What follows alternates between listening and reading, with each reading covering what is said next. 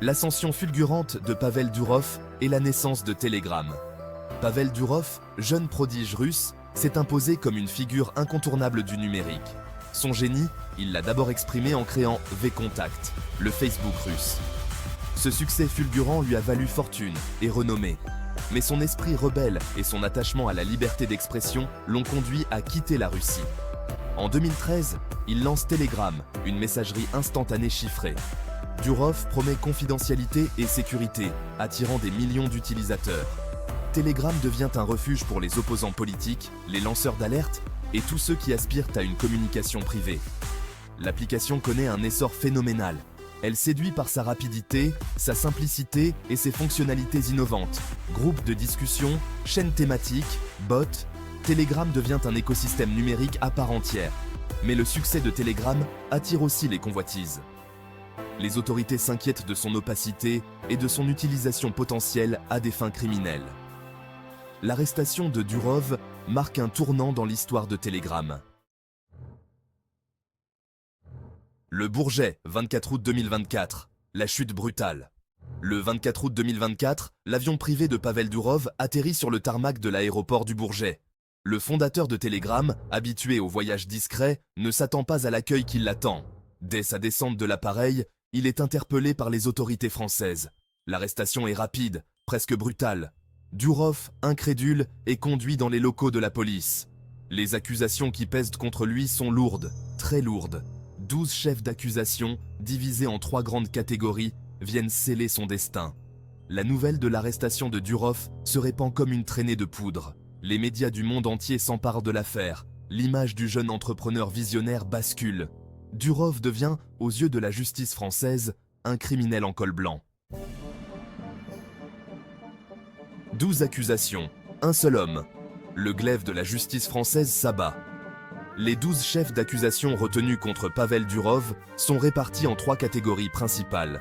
Chacune d'entre elles révèle une facette différente des activités supposées illégales de Telegram. La première catégorie concerne la complicité de crimes graves. La justice française accuse Telegram d'avoir servi de plateforme à des organisations terroristes, des trafiquants d'armes et de drogue, et des réseaux pédocriminels. La deuxième catégorie vise la fourniture et l'importation illégale de cryptologie. Le chiffrement de bout en bout, fierté de Telegram, est considéré comme une menace par les autorités. Elles accusent Durov de faciliter la communication entre criminels en rendant les échanges inviolables. Enfin, la troisième catégorie s'attaque aux associations de malfaiteurs et au blanchiment d'argent. La justice française soupçonne Telegram d'abriter des réseaux mafieux et de servir de canal pour le blanchiment d'argent sale. La complicité dans l'ombre, terrorisme, trafic et cybercriminalité. La justice française accuse Telegram d'avoir joué un rôle actif dans la préparation d'attentats terroristes. Des groupes extrémistes auraient utilisé la plateforme pour diffuser leur propagande, recruter de nouveaux membres et planifier leurs attaques. Le trafic de drogue et d'armes est également pointé du doigt.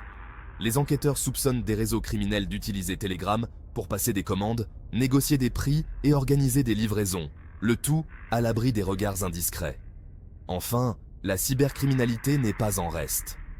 Des pirates informatiques, des escrocs et des spécialistes du vol de données auraient trouvé en Telegram un terrain de jeu idéal pour mener leurs activités illégales.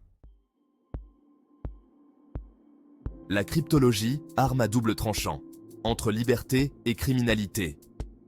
Le chiffrement de bout en bout, argument phare de Telegram, est au cœur de l'accusation de fourniture et importation illégale de cryptologie. Pour Durov, il s'agit d'un rempart indispensable à la protection de la vie privée.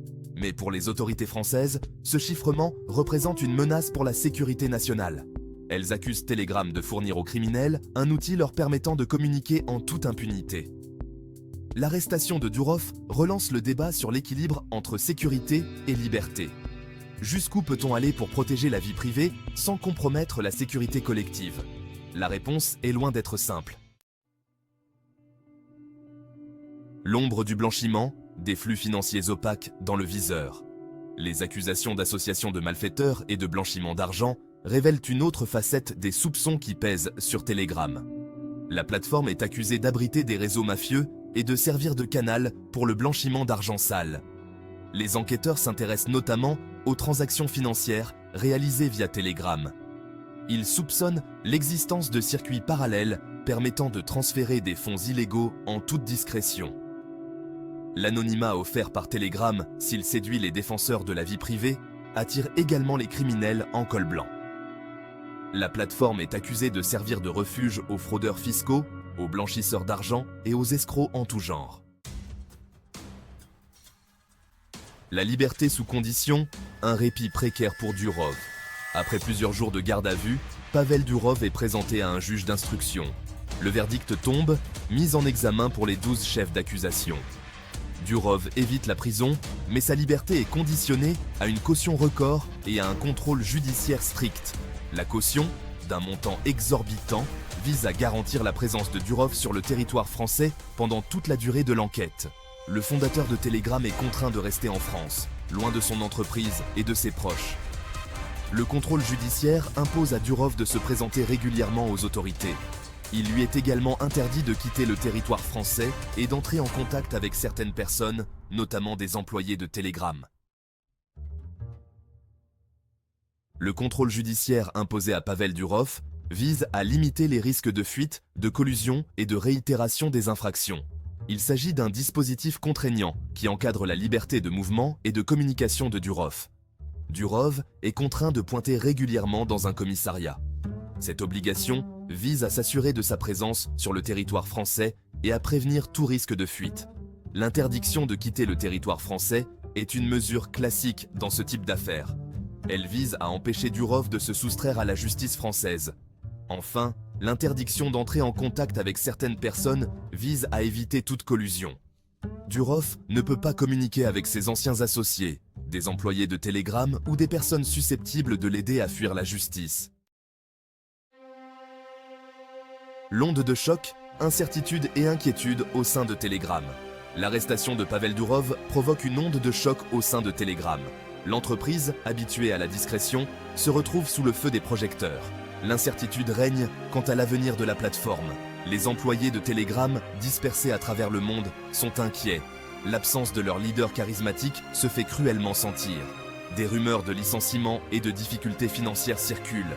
Les utilisateurs de Telegram, quant à eux, sont partagés entre inquiétude et défiance. Certains craignent que l'arrestation de Durov ne signe la fin de Telegram. D'autres s'interrogent sur la sécurité de leurs données. Exode ou résilience? Le dilemme des utilisateurs de Telegram. L'arrestation de Pavel Durov place les utilisateurs de Telegram face à un dilemme cornélien. Rester ou partir? Certains, ébranlés par l'affaire, choisissent de quitter la plateforme. Ils craignent que Telegram ne soit plus un espace sûr pour communiquer. D'autres, fidèles à l'esprit de Telegram, décident de rester. Ils font confiance à la robustesse du chiffrement et à la capacité de l'entreprise à surmonter cette crise. Ils voient dans l'arrestation de Durov une confirmation de l'importance de la protection de la vie privée. L'exode des utilisateurs reste pour l'instant limité, mais l'affaire Durov pourrait avoir un impact durable sur l'image de Telegram. La plateforme devra redoubler d'efforts pour rassurer ses utilisateurs et regagner la confiance du public. L'avenir incertain de Telegram, entre menaces et opportunités. L'arrestation de Pavel Durov place Telegram à la croisée des chemins. L'entreprise doit faire face à des accusations graves qui pourraient menacer sa survie. Mais cette crise pourrait également être l'occasion d'un nouveau départ. La justice française pourrait décider de bloquer l'accès à Telegram sur son territoire. Cette décision aurait un impact important sur l'entreprise, même si elle ne signe pas sa fin. D'autres pays pourraient en suivre, isolant Telegram sur la scène internationale. L'affaire Durov pourrait également inciter Telegram à revoir sa copie. L'entreprise pourrait décider de coopérer davantage avec les autorités judiciaires, tout en préservant la sécurité et la confidentialité des données de ses utilisateurs. Durov face à son destin. Un combat pour sa liberté et son empire numérique. Pavel Durov se retrouve aujourd'hui face à son destin. Accusé de 12 chefs d'accusation, il risque une lourde peine de prison. Le fondateur de Telegram doit se battre pour sa liberté et pour l'avenir de son empire numérique. L'issue du procès est incertaine. La justice française devra déterminer si Telegram a effectivement servi de plateforme à des activités illégales. Durov, de son côté, devra prouver sa bonne foi et son engagement en faveur de la protection de la vie privée. L'affaire Durov est emblématique des tensions qui traversent notre société numérique. Elle pose la question de l'équilibre entre sécurité et liberté, entre protection de la vie privée et lutte contre la criminalité. Le verdict aura des conséquences importantes pour l'avenir d'Internet.